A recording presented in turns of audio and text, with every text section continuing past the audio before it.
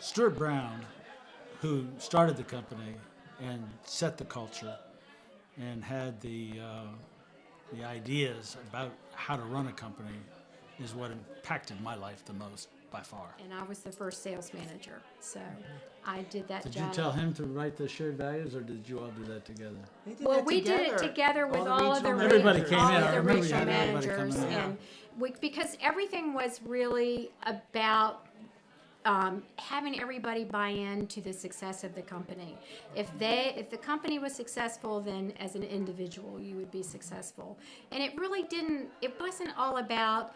We sold crate style furniture, but what we turned that into was such a incredible situation that people actually wanted to come to work for us. And it really had much more to do with the energy of the people involved than our product. And that's one of the things, as I've read this book, and I think Caroline did an awesome job of taking our situation and turning it into a process. Our way of style of management was turned into a process. What Stuart really wanted for us more than anything was to grow us both professionally and personally. And the shared values, what he taught us was you need to use those values every day in both your professional life and your personal life to help you make good decisions. So if you could look at those shared values and ask yourself, am I being flexible? Is my commitment to excellence?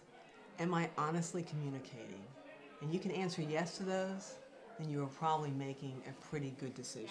We would sit in a room about this size and have honest communication and discussion about all of our major issues. And it wasn't, Stuart as the president didn't say, this is my decision and I'm sticking to it. He was willing to listen to us as we discussed issues with him. And I think that is probably what stands out in my mind the most, is that our opinions were valued and we were going to make an impact on our culture and our company with our ideas. It wasn't top down, it was bottoms up. Yeah, I joined the company. Yeah. They were both already with the company, and I was with an advertising agency that was doing the marketing and advertising. In fact, it was just being part of that group was so exciting. And a few years later, they asked me if I would be interested in coming to work for them, and I went over there, and I loved it. It was because of the people, the group, and the way they did everything was so unique. This lady is in charge of the Retail Merchants Association of Richmond, so she's got a big job, and very successfully operated that job or done that job, and I'm sure you do use it all the time. Yeah, I do, and actually, we brought that whole culture. When I sat on the board before my position, I was still in retail, I sat on that board, and I remember going through a strategic plan and saying, we don't have any shared values, why not?